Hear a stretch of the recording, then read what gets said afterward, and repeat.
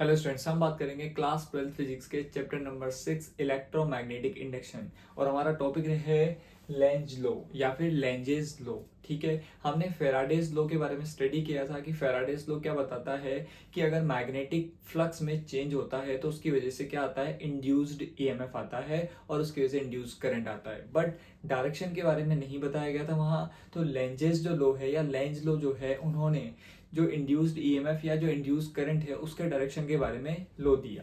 ठीक है, तो इसमें क्या है, इसमें ये है, इन्होंने ये बोला कि जो इंड्यूस्ड ईएमएफ या इंड्यूस्ड करंट आता है, ठीक है, जो इंड्यूस्ड ईएमएफ या जो इंड्यूस्ड करंट आता है उसका डायरेक्शन ऐसा होता है कि वो उन रीजंस का अपोज करता है जिसकी वजह से उसका प्रोडक्शन हो रहा है। क्या बोला कि इंड्यूस्ड ईएमएफ या इंड्यूस्ड करंट का डायरेक्शन ऐसा होता है कि वो उन रीजंस का अपोज करता है जिसकी वजह से उसका प्रोडक्शन हो रहा है। ठीक है, जो उसका ओरिजिन है उसका क्या करता है, वो अपोज करता है। ठीक है, इस तरीके से डायरेक्शन होता है इंड्यूस्ड ईएमएफ और इंड्यूस्ड करंट का। तो इसको समझते हैं। देखिए, हमने यहाँ पे क्या करा, एक बार मैग्नेट ले लिया। ठीक है, एक मैग्नेट ले लिया। अब इस मैग्नेट को हम क्या कर रहे हैं, एक सर्कुलर कॉइल के तरफ लेके जा रहे हैं। ठीक है, टुवर्ड्स द सर्कुलर कॉइल। तो जब इसको इसकी तरफ लेके जाते हैं तो क्या होगा, अब यहाँ जब ये रुका हुआ है बार मैग्नेट, तो इससे कोई इसमें कोई फ्लक्स चेंज नहीं हो रहा है। ठीक है, फ्लक्स तो पास हो रहा होगा लेकिन फ्लक्स चेंज नहीं हो रहा है। तो फ्लक्स चेंज नहीं होगा तो कोई इंड्यूस ईएमएफ नहीं आएगा, कोई इंड्यूस करंट नहीं आएगा।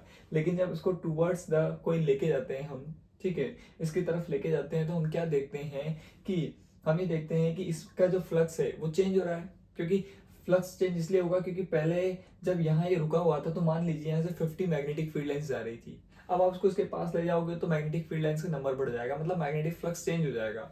तो इसको इसकी तरफ ले जाने पर हम देखते हैं कि मैग्नेटिक फ्लक्स जो है वो चेंज होता है, या फिर हम बोले मैग्नेटिक फ्लक्स इंक्रीज होता है, मतलब मैग्नेटिक फ्लक्स में चेंज आता है। और मैग्नेटिक फ्लक्स में चेंज आएगा तो इंड्यूस्ड ईएमएफ भी आएगा और उसकी वजह से इंड्यूस्ड करंट भी आएगा।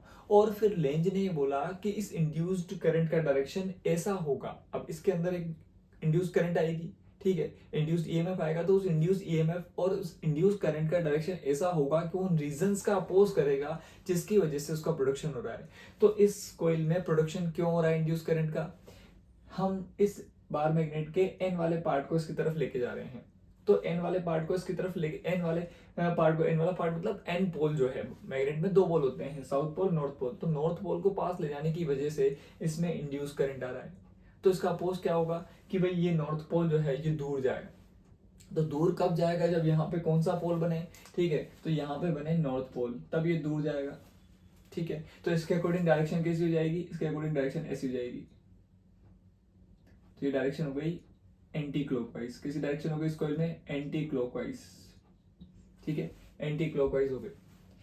अब इसकी बात करते हैं। अब हम क्या कर रहे हैं, बार मैग्नेट को इससे दूर ले जा रहे हैं, अवे फ्रॉम द कॉइल। अब दूर ले जाने की वजह से क्या इसमें फ्लक्स चेंज हो रहा है, बिल्कुल फ्लक्स चेंज हो रहा है। फ्लक्स डिक्रीज हो रहा है, चेंज तो हो रहा है ना। तो फ्लक्स जब चेंज होगा, फ्लक्स चेंज होने की वजह से क्या आएगा, इस कॉइल के अंदर इंड्यूस्ड ईएमएफ आएगा, उसकी वजह से इंड्यूस करंट आएगा। और according to Lenz law induce current का डायरेक्शन ऐसा होगा कि वो उन रीजंस का अपोज करेगा जिसकी वजह से उसका प्रोडक्शन हो रहा है। तो इस बार प्रोडक्शन क्यों हो रहा है, दूर जाने की वजह से। तो दूर जाने का अपोज क्या होगा, पास आना। तो ये पास कब आने आएगा, ये बार मैग्नेट पास कब आएगा, जब यहाँ कौन सा पोल बने, ऑपोजिट पोल। नॉर्थ है तो साउथ बने, तभी अट्रैक्ट करेगा, इस तरफ आएगा।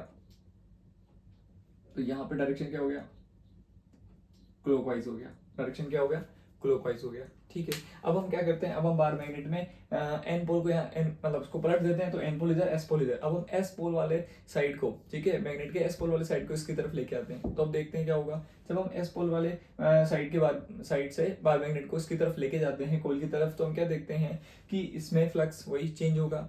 फ्लक्स चेंज होगा तो क्या आएगा, फ्लक्स चेंज होगा तो इंड्यूस्ड ईएमएफ आएगा, इंड्यूस करंट आएगा, और उसका डायरेक्शन ऐसा होगा कि वो उन रीजंस का अपोज करेगा जिसकी वजह से उसका प्रोडक्शन हो रहा है। इस बार प्रोडक्शन क्यों आ रहा है, प्रोडक्शन क्यों हो रहा है, प्रोडक्शन हो रहा है पास आने की वजह से। और पास आने का अपोज क्या होता है, दूर जाना। तो यहाँ पे दूर जाने के लिए कौन सा पोल बनना चाहिए, यहाँ साउथ है तो यहाँ साउथ बनना चाहिए, तभी रिपेल करेगा, तभी दूर जाएगा।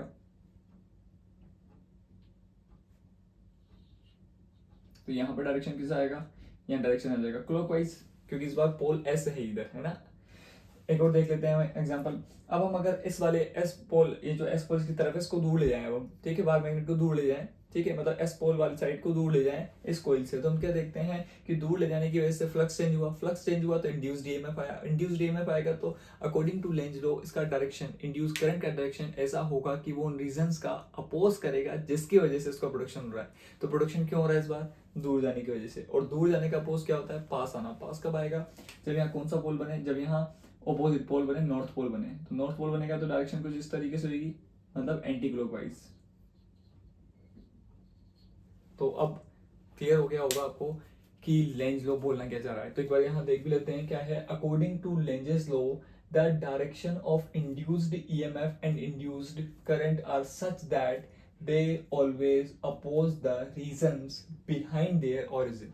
तो वही वाली बात है कि यहाँ पे इंड्यूस ईएमएफ और इंड्यूस करंट का डायरेक्शन ऐसा होगा कि वो उन रीजंस का अपोज करेगा जिसकी वजह से उसका प्रोडक्शन हो रहा है, जिसकी वजह से उसका ओरिजिन हुआ है, जिसकी वजह से वो आया है।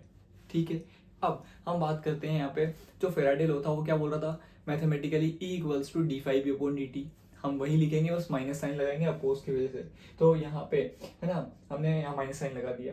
अब अगर इस कोइल के अंदर नंबर ऑफ टर्न्स कितने हो? n हो। when there are n number of turns in the coil then E equals to minus n d∅dt। और नेगेटिव साइन यहाँ क्या इंडिकेट कर रहा है? Induced EMF opposes the reasons behind its origin.